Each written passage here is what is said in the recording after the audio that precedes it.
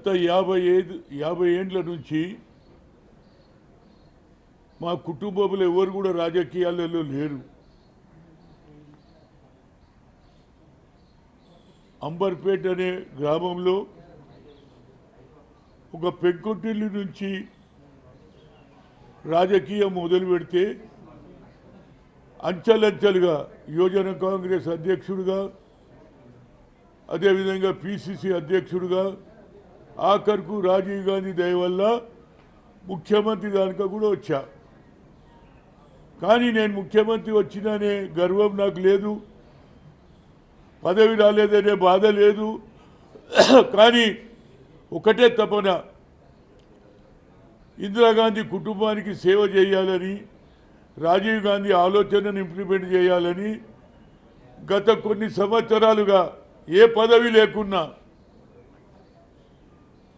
రాష్ట్రంలో ఎక్కడ అన్యాయం జరిగినా, అది హాజీపూర్లో అన్యాయం జరిగినా, 3 అమ్మాయిల మీద రేప్ చేసినా అతనికి శిక్ష వచ్చే వరకు 7 సార్లు పోయిన ఆ గ్రామానికి. అదేవిధంగా సిరిసిల్లలో ఇసుక మాఫియాతో అక్కడున్న ఎస్సీపీలను చంపేస్తే అక్కడికి 5-6 సార్లు పోయి అక్కడ కూడా న్యాయం చేయడానికి సాయం చేయడం జరిగింది. అదేవిధంగా ఖమ్మంలో మిర్చి రైతులకు ఏదైతే మినిమం సపోర్ట్ ప్రైస్ లేదని వాళ్ళు బాధపడుతూ ధర్నా చేస్తే వాళ్ళను పోలీసు వాళ్ళు అరెస్ట్ చేసి సంఖ్యలు వేశారు. వాళ్ళకు కూడా దగ్గరికి పోయి ఒక్కొక్కరికి ₹1,00,000 ఇవ్వడం జరిగింది. అదేవిధంగా పరికిలో ఒక అమ్మాయి ఇంటర్మీడియట్ చదువుతూ కేవలం ఇంటర్మీడియట్ ఏదైతే ఎగ్జామ్లో తప్పుదారిన వచ్చినటువంటి అమ్మాయి ఎగ్జామ్లో ఫెయిల్ అయిపోతే ఆ అమ్మాయి ఊరి శిక్ష వేసుకున్నది. ఆ అమ్మాయి కూడా పోయి 50,000 ఇవ్వడం జరిగింది. ఈ విధంగా ఎక్కడ అన్యాయం జరిగినా ఒక సామాజిక న్యాయం చేయాలనే ఉద్దేశం, ఇందిరాగాంధీ ఆలోచన, రాజీవ్ గాంధీ ఆలోచన తూచా తప్పకుండా అమలు చేస్తున్నటువంటి అటువంటి నాయకుడికి, అదేవిధంగా పార్లమెంట్లో ఓబీసీ ఎంపీస్ కన్వీనర్గా ఆ రోజులలో IIT, IIM, all India institute of medical సైన్సెస్లో రిజర్వేషన్ లేదని సుప్రీంకోర్టు కొట్టేసింది. ఆనాడు ఉన్నటువంటి అర్జున్ సింగ్ హెచ్ఆర్డీ మినిస్టర్గా న్యాయం మాకు ఎక్కడ జరుగుతుంది, మా పిల్లలకు కూడా అవకాశాలు రావాలి, మేము రూరల్ ఏరియాకి వెళ్ళి వస్తాం, రూరల్ భాష తెలుగు, తమిళ్, మలయాళంలో మాట్లాడతాం, ఒరిలోలో మాట్లాడతాం, కానీ talent is not anybody's property, మాకు అవకాశాలు ఇవ్వాలని ఆనాడు ఉన్నటువంటి సోనియా గాంధీ దగ్గరికి పోవడం, సోనియా గాంధీకి రిక్వెస్ట్ చేస్తే డాక్టర్ మన్మోహన్ సింగ్ గారిని పార్లమెంట్లో బిల్లు పెడితే యునానిమస్గా పాస్ అయింది. ఇవాళ కొన్ని వేల సంఖ్యలో మా చెల్లెళ్ళు కానీ, మా అక్కలు కానీ, మా ఏదైతే యంగ్స్టర్స్కి ఇవాళ అవకాశం, all India institute of medical సైన్సెస్లో డాక్టర్లు అవుతున్నారు. ఐఐటీలో చదివిన వాళ్ళు ఇవాళ ఉద్యోగాలు చేసి ఒక్కొక్కరు ₹140,000 జీతం సంపాదిస్తున్నారు. అంతేకాదు ఆనాడు ఉన్నటువంటి రాహుల్ గాంధీకి చెప్పాను, సార్ ఈ సోషల్ జస్టిస్ అనేది 3 ఉన్నాయి, అందులో ఎస్సీ, ఎస్టీ, ఓబీసీ, కానీ ఎక్కడ చూసినా మాకు అన్యాయం జరుగుతుంది. ఎందుకంటే బాబాసాహెబ్ అంబేద్కర్ దయ వల్ల ఎస్సీలకు రిజర్వేషన్ దాన్ని ఎక్కువ ప్రియారిటీ ఇస్తున్నారు, మాకు ఇస్తలేరంటే ఏం చేయాలని. లేదు సార్, సెపరేట్ చేస్తే మా బాధ మేము ఉంటాం. ఎందుకంటే 1993లో మండల్ కమిషన్ వచ్చింది, కానీ ఈనాడు కూడా మాకు న్యాయం జరుగుతలేదంటే దాన్ని సెపరేట్ చేస్తే ఇయ్యాలని వరకు కూడా డబల్ డిజిట్ లేదు, 9కో వచ్చి ఆగుతుంది. ఎందుకంటే మా దాంట్లో క్రిమిలైన్ పెట్టారు.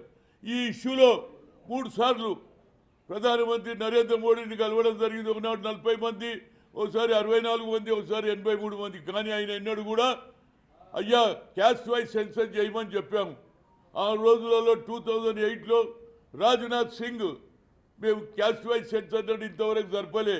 అదేవిధంగా మేము అడిగినాం ఇంకోటి, మా సెపరేట్ మినిస్ట్రీ కావాలి, మా జనాభా ప్రకారంగా మోర్ దాన్ 54% మా పాపులేషన్ ఉందంటే ఆయన అది కూడా చేయలేదు. కానీ ఇవాళ రాహుల్ గాంధీ గారు కన్యాకుమారి నుంచి కాశ్మీర్ తిరిగిన తర్వాత wheel conduct caste wise census, we come to the power అన్నాడు. జిత్నా హిస్సేదారి ఉత్తి భాగీదారి, నిన్న గుజరాత్లో కూడా ఇదే మాట చెప్పాడు.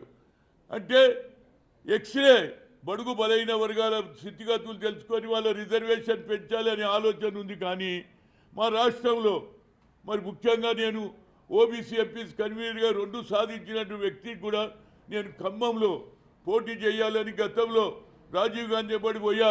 ఆయన ప్రధానమంత్రిగా, ఎన్టీ రామారావు ముఖ్యమంత్రిగా, వెంగళరావు పిసిసి ప్రెసిడెంట్గా ఉంటే ఆ ప్రాంతం తిరిగిన ట్రైబల్ ఏరియాలో, అదేవిధంగా ఫ్లడ్ ఎఫెక్టెడ్ అయ్యారు. ఆ రోజు నుంచి నాకు ఒక లైఫ్లో అంబిషన్, ఆయన ఆలోచన ఇంప్లిమెంట్ చేయాలని 7 ఏళ్ల నుంచి ఖమ్మం పోతా ఉన్నా. అక్కడ రాజీవ్ గాంధీ స్టాచ్యూ కూడా నెలకొల్పడం జరిగింది. కానీ మొన్న 7 సార్లు కూడా ఇదే బట్టి విక్రమార్క ప్రతిసారి రమ్మన్నాడు, ప్రతి ప్రోగ్రాంలో పార్టిసిపేట్ చేసిన. కానీ 2019లో నా పేరే పెట్టలేదు. అది ఎందుకు అయిందో ఇక నేను దాని గురించి వివరణ పోదలుచుకోలేదు. తర్వాత తెలిసింది నాకు, నాది ఖమ్మంలో నా పేరే పెట్టలేదు. సరే అయిపోయింది అనుకున్నా. ఈసారైనా న్యాయం జరుగుతుందంటే మొన్న అసెంబ్లీ ఎన్నికలు జరిగిన తర్వాత గచ్చిబౌలిలో శాసనసభ్యులు అందరూ కలిసే సభ్యులో నేను అడిగిన, ఏం బట్టి ఈసారైనా నాకు అవకాశం, 7 సీట్లు గెలిచినాయి నువ్వు రా అన్నాడు. మరి తర్వాత ఏమైంది ఏం కథను? నేను ఒకటి అన్నా, ఆనాడు ఉన్నటువంటి ముఖ్యమంత్రి ఎవరు కావాలని కోరితే నేనన్నా కష్టపడ్డాడు, పని చేసిండు, అన్ని జిల్లాలలో అన్ని అసెంబ్లీ సెగ్మెంట్లో తిరిగాడు. ఆయన తిరిగాడు. ఆయన తర్వాత నాకు వేణుగోపాల్ గారు చెప్తే నేను కూడా 15 నుంచి 20 కాన్స్టిట్యూన్సీలు నేను కూడా తిరిగాను. ఆయన తిరిగాడు కాబట్టి, కష్టపడ్డాడు కాబట్టి ఆయన అయితే బాగుంటుందని నేను చెప్పాను. ఇక ఆ తర్వాత నా మీద మరి ఎందుకో ఏమో నాకు అర్థమైతే లేదు. ఎవరు చూసినా లోకల్ అంటున్నారు. నిన్నటి వరకు లోకల్ రేణుకా చౌదరి లోకలా, నాదెల్ల భాస్కర్ లోకలా, రంగయ్య నాయుడు లోకలా, అందరు గెలిచారు కదా. నాకు ఎందుకు అడ్డం పడుతున్నారు అనేది అంటుండు. ఒక పక్క రాహుల్ గాంధీ ఏమో న్యాయ యాత్ర అంటాడు, ఇంకో పక్కనేమో బడుగు బలైన వర్గాలు క్యాస్ట్ వైజ్ సెన్సస్ అంటున్నారు. ఎన్ని రోజులండి బడుగు బలైన వర్గాలు పైకి రావాలంటే కేవలం ఇందిరాగాంధీ ఆ ఆలోచనతోటే ఈయన రాహుల్ గాంధీ గారు ఆలోచన చేస్తుంటే ఇక్కడనేమో పెరిగినటువంటి వాడు యావత్ భారతదేశంలో ఎవరినన్ను అడగండి, యూపీఓ, బీహార్ఓ, హర్యానావో ఎక్కడ పోయినా హనుమంతరావు అంటే తెలియని వాడు లేడు. అలాంటి వ్యక్తికి నాడు మరి టికెట్ ఇస్తే తప్పనిసరిగా నేను నిజంగా కూడా చెప్పాలంటే బట్టి విక్రమార్క ఈ స్థాయికి రావడానికి నేను నా పుస్తకంలో రాశా. మల్లు అనంతరాములు చనిపోయిన తర్వాత వాళ్ళ అన్నకు టికెట్ ఇప్పించా. అదేవిధంగా ఈయన రాజకీయంలో తెచ్చా. అంచెలంచెలుగా ఇవాళ నువ్వు సిఎల్పి లీడర్ దానిక నా సహాయం ఉన్నది. ఇవాళ నాకెందుకు వ్యతిరేకం చేస్తున్నావు అనేది నాకు అర్థమైతే లేదు. ఏదైనా హైకమాండ్కి నేను తప్పనిసరిగా టికెట్ ఇస్తే నేను గెలిచి వస్తా. ఎందుకంటే నాకు ఒక ఆలోచన ఉన్నది, రాజీవ్ ఆలోచనను ఇంప్లిమెంట్ చేయాలి, ఖమ్మంలో గిరిజన ప్రాంతాన్ని అభివృద్ధి చేయాలని ఆలోచన ఉన్నది. కాబట్టి నేను అడుగుతున్నా, రేపు జరగబోయే దాంట్లో ఖమ్మం నేను తప్పనిసరిగా గెలుస్తాను. అక్కడ ప్రజలే అడుగుతున్నారు రా ఇవాళ బీసీలు. ఎందుకంటే 4 సీట్లు రిజర్వేషన్ పోయినాయి, 3 జనరల్ ఉంటే 3 కూడా మీరు అప్పర్ క్లాస్కి ఇచ్చారు. అదేవిధంగా మొన్న రాజ్యసభ కూడా రేణుకా చౌదరికి ఇస్తే 4 అప్పర్ క్లాస్కి పోయినాయి. అంటే ఇక బీసీలు అవసరం లేదా? బీసీలు ఓట్లేసే మిషన్లమా? బీసీలకు న్యాయం జరగదా? మరి రాహుల్ గాంధీ ఏమో పొద్దున్న లేస్తే కులగని అంటున్నాడు, జిత్తునా ఇచ్చేదారి ఉత్తి భాగీదారి అంటున్నాడు, ఎక్కడ పోయినా ఎక్స్రే అంటున్నాడు. వాళ్ళ స్థితిగతులు చూసి 50% దాటినా పర్వాలే, we come to the power, we conduct caste wise census, జిత్తునా ఇచ్చేదారి ఉత్తి భాగీదారి అంటుంటే ఇవాళ బడుగు బలైన వర్గాలతో పేరు తెచ్చుకున్నటువంటి వ్యక్తి నేను ఎంతోమందికి సాయం చేసినానండి. ఇవాళ షర్మిల తిరుగుతున్నది, అది రాజశేఖర్ రెడ్డి కూతురు. రాజశేఖర్ రెడ్డి ఎవరు చేశారు? నేను చేసిన పిసిసి ప్రెసిడెంట్గా. 30 మంది ఎంపీలు వ్యతిరేకం చేశారు. వాళ్ళ నాయన మర్డరర్ అన్నారు, ఫ్రాక్షనిస్ట్ అన్నాడు.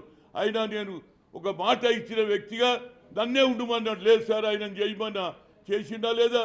అదేవిధంగా నాదెల్ల ఏది జనార్దన్ రెడ్డిని కూడా పిసిసి ప్రెసిడెంట్ చేయడానికి నా పూర్తి సహకారం చేశాను. ఇందిరా భవన్ కట్టించినప్పుడు రాజీవ్ గాంధీ ఫోన్ అంటే నేను ఒప్పించి తీసుకుపోయిన తర్వాత ఆయన పిసిసి ప్రెసిడెంట్. అదేవిధంగా సత్యనారాయణ చేశాను, ఎంతోమందికి సాయం చేసింది. ఇవాళ చిన్నారెడ్డి కానీ సుధాకర్ రెడ్డి కానీ ఎంతోమంది నాయకులకు నేను పైకి తీసుకొచ్చిన. నేను ఎక్కడ కూడా అంతేందుకు జనార్దన్ రెడ్డిని సస్పెండ్ చేయాలి, ఎక్స్పెల్ చేయాలని రాజశేఖర్ ప్రయత్నం చేస్తే నేను సోనియా గాంధీకి చెప్పిన, ఎవ్వరు కూడా ఇంటెన్షన్గా వైలార్ రవి ధోతి తీయలేదు సార్, ఎంతజాదంలో అయింది. కానీ ఆయన ఒక మంచి నాయకుడు, ట్రేడ్ యూనియన్ నాయకుడు. మీరు కొట్టారంటే ఒక పెన్తోటి కొట్టేయచ్చు, కానీ ఒక నాయకుడిని తయారు చేయాలంటే 15 నుంచి 20 ఏళ్ళు అవుతుందని జనార్దన్ రెడ్డిని కూడా కాపాడిన. అది నా కల్చర్. ఎందుకంటే రాజకీయంలో ఎదిగినటువంటి వాళ్ళని కొట్టేయడం ఈజీ, కానీ కొత్త నాయకుడు తయారు కావాలంటే 15-20 ఏళ్ళు పడుతుంది. నేను ఎన్ని రోజులు నేను ఎవరికి అన్యాయం చేయలే. నా పుస్తకంలో రాసిన నా హిస్టరీ అంతా ఆనాడు ఉన్నటువంటి ఏది సంజయ్ గాంధీ చనిపోయిన తర్వాత ఎవరు యూత్ కాంగ్రెస్ అధ్యక్షుడు అంటే ఫస్ట్ స్టేట్మెంట్ ఇచ్చిందే నేను. Rajiv ji hope of the nation అని చెప్పా. ఆ తర్వాత ఇందిరాగాంధీకి చెప్పింది నువ్వు ఎట్లా కలిసినంటే చెప్పిన. ఆ తర్వాత ఎంబడి తలిగి ఆయన అన్నాడు, ఏమన్నాడంటే I'm a pilot, I can't became a politician అన్నాడు. అంటే నేను ఆదిరి జవాబు ఇచ్చిన, sir I can't became a pilot, pilot is a technical subject, కానీ pilot can became a politician అన్న. నవ్విండు ఊరుకున్నాడు. ఆ తర్వాత దృష్టానికి ఆయన సీనియర్ పైలట్ ట్రైనింగ్ హైదరాబాద్కి వస్తే పొద్దున సాయంత్రం రోజు ఎంబడి తలిగి ఆఖరికి ఆయన రాజకీయాల తీసుకొచ్చినాం. కాబట్టే రాజీవ్ గాంధీ గారు నాకు ఎప్పుడు వచ్చినా హైదరాబాద్ కానీ తెలంగాణలో ఆంధ్రప్రదేశ్లో విశాఖ కానీ ఎక్కడికి వచ్చినా నన్ను ఎంబడి పిలిచేవాడు. ఆ కుటుంబానికి నేను లాయల్ ఉన్నా, సచ్చే వరకు ఉంటా. నాకు పదవి ఇచ్చినా నిజంగా కూడా గెలిచే ఛాన్సెస్ ఉన్నాయి. ఖమ్మంలో ఇవ్వకున్నా ఇవ్వాల దానికన్నా నాకు ఏ పదవి లేదు. హనుమంతరావు అంటే కాంగ్రెస్, కాంగ్రెస్ అంటే హనుమంతరావు పేరుగా నడుస్తుంది. ఇప్పటికన్నా హైకమాండ్ ఆలోచన చేసి సరి అయిన న్యాయం చేస్తే ఇంకా నేను 10 కాలాల పాటు బడుగు బలైన వర్గాల గురించి, పేదల గురించి ఎప్పుడు కూడా ఆలోచన చేస్తా. ఎక్కడ అన్యాయం జరిగినా, ఎక్కడ పేదవానికి అన్యాయం జరిగినా, ఎక్కడ కూడా న్యాయం గురించే పోట్లాడుతాడు. రాహుల్ గాంధీ కూడా న్యాయయాత్ర అంటున్నాడు. మన పార్టీలోనే మరి అన్యాయం జరుగుతుంటే దాని మీద కూడా రాహుల్ గాంధీ గారు గమనించాలి, తప్పనిసరిగా న్యాయం చేయాలి. రేపు జరగబోయే మరి సిసి మీటింగ్లో తప్పనిసరిగా నా పేరు వస్తే నేను తప్పనిసరిగా గెలుస్తాం. ఒక్కటే చెప్తుంది, ఇప్పుడు లోకల్ అంటున్నారు. గతంలో వచ్చిన వాళ్ళంతా బయట వాళ్ళే కదా. ఇవాళ హనుమంతరావు 7 ఏండ్ల నుంచి పనిచేస్తుంటే మీకు కనిపించదా? కనుక దయచేసి ఈసారి అన్న ఇస్తే నేను తప్పనిసరిగా గెలుస్తా. ఎందుకు నా మీద కక్ష అంటే నేను ఒక్కటే చెప్పిన, పనిచేసిండేవారు రేవంత్ రెడ్డి, ఆయన కావాలని నేను అడిగిన. తప్పే ఉన్నది? నిజంగా కష్టపడ్డా లేదా? పార్టీని బలోపేతం చేసినా లేదా? హెలికాప్టర్లో ఆయన తిరిగితే నేను కార్లో తిరిగిన అన్ని దగ్గరికి, అది కూడా వేణుగోపాల్ గారు చెప్తే. కనుక నా ఉద్దేశంలో ఇప్పటికన్నా నాకు న్యాయం చేయండి. తప్పనిసరిగా పార్టీ బలోపేతం చేయడానికి సచ్చే వరకు కాంగ్రెస్లోనే ఉంటాం. పోయిన రోజు కూడా 3 రంగుల దాంతో పోతాం తప్పితే నేను ఏ పార్టీలో పోను. నాకు ఎన్నో ఆఫర్లు వచ్చినా నేను పార్టీని వదలను. ఆ కుటుంబానికి loyal loyal loyal. Thank you very much.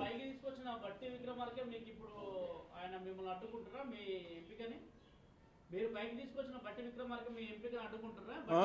బట్టి అడ్డుకుంటారా మిమ్మల్ని? బట్టి విక్రమార్క అడ్డుకుంటున్నా మిమ్మల్ని?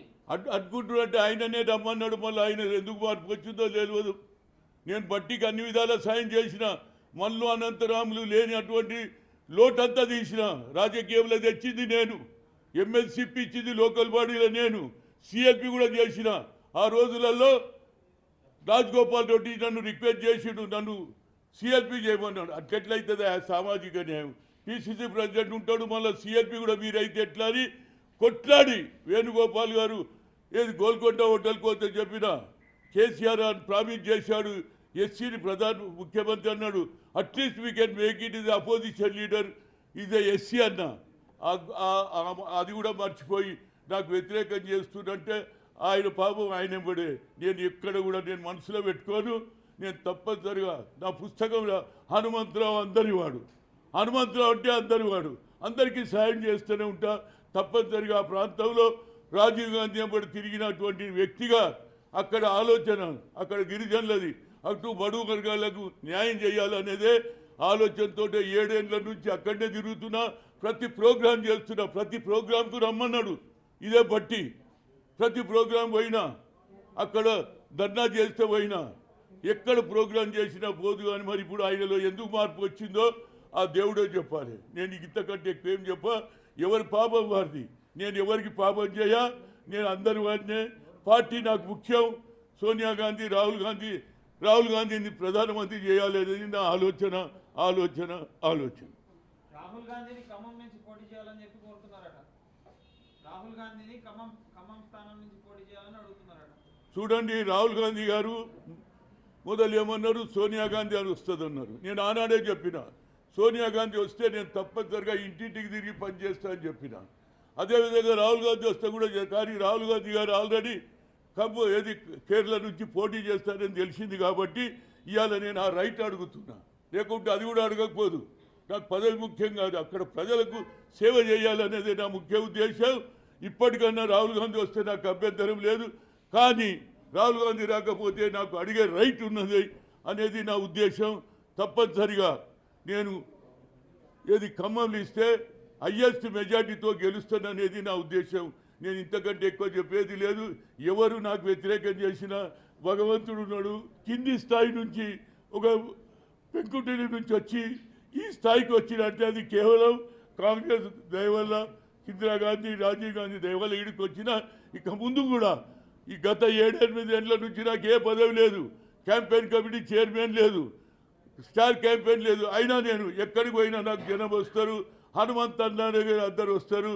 అందరికంటే కూడా నేను ఇవాళ కూడా ప్రజలలో అభిమానం ఉన్నది.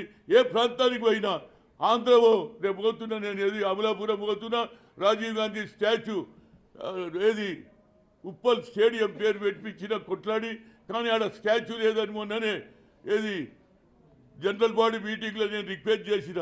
పేరు ఉన్నది కానీ రాజీవ్ గాంధీ స్టాచ్యూ పెడతా అంటే పెట్టండి సార్ అన్నారు. నేను దానికి 15వ తేదీన పోతున్నా. అది కూడా ఆర్డర్ ఇచ్చి ఆడ పెట్టిస్తా. నా జీవితాంతం తప్పనిసరిగా ఇందిరాగాంధీ కుటుంబానికి, రాజీవ్ గాంధీ కుటుంబానికి నేను లాయల్ ఉన్నా. పదవులు ఇచ్చినా ఇవ్వకపోయినా తప్పనిసరిగా పార్టీలో ఉంటా. కానీ ఒక అవకాశం ఇవ్వమంటున్నా. 7 ఏళ్ల నుంచి నా తపన రాజీవ్ గాంధీ ఆలోచన నా ప్రాంతంలో ఇంప్లిమెంట్ చేయాలి అనేదే తపనతో ఉన్నా. హైకమాండ్ ఇస్తే నేను తప్పనిసరిగా మెజార్టీ గెలుస్తా. గతంలో నాదెల్ల భాస్కరరావు గెలిచాడు, రంగయ్య నాయుడు గెలిచాడు, రేణుకా చౌదరి గెలిచాది. వాళ్ళు కూడా అవుట్ సైడరే. మరి నేనేం అవుట్ సైడర్ కాదు. నేను ఎప్పటి నుంచో వెంగళరావు గారు కానీ వాళ్ళు అనంతరం అప్పటి నుంచి నాకు పరిచయాలు ఉన్నాయి. నేను తప్పనిసరిగా ఆ ప్రాంతంలో గెలిచి తీర్తా తీర్తా తీర్తా. మీకు వయసు పైబడుతుంది, యువకులకు అవకాశం ఇవ్వాలని చెప్పి రాజస్థాన్లో ఒక తీర్మానం చేసింది కదా. ఏజ్ క్రైటీరియా ప్రకారం మీకు ఇస్తారనుకుంటున్నారా? మీ ఏజ్ క్రైటీరియా ప్రకారం మీకు ఇస్తారనుకుంటున్నారా? వయసు మించిపోయింది, యువకులకు ఛాన్స్ ఇవ్వాలి. వయసు మించిన వాళ్ళు యువకులకు ఛాన్స్ ఇవ్వాలి. అరే వయసు మించలేదు రా. ఇప్పటి కూడా నీ ఎప్పుడు ఉరుకుతా ఎవడన్నా రమ్మని నాతోటి. వయసు ఎక్కడ మించిందిరా బాబు? ఆనాడేమో నాది 41 ఏళ్ళు ఉంటేనేమో ముఖ్యమంత్రి అయ్యే ఛాన్స్ ఉంటే హనుమంతరావు 2 యంగ్, ఈ goat a lot of time అని చెప్పిండు. ఇవాళ ఏవైతే ఏజ్ అంటున్నారు. మరి ఏజ్ అయిన వాళ్ళు చాలామంది ఉన్నారు. నాలాగా ఉరికేటోడు ఎవడని ఉన్నాడా? అది కేవలం ఏంటంటే బడుగు బలైన వర్గాలు ఉన్నటువంటి వారి దయ. అరే హనుమంతను వస్తున్నట్టే 10 మంది వస్తారు. ఈనాడు కూడా ప్రజలకు సేవ చేయాలనేది నా ఉద్దేశం. ఇందిరాగాంధీ సోషల్ జస్టిస్ కొట్లాడింది. అదేవిధంగా నేను కూడా ఎక్కడ అన్యాయం జరిగితే బడుగు బలైన వర్గాలకు న్యాయం చేయాలనేది నా తపన తపన తపన. ఓకే సార్, అన్నా బాయ్.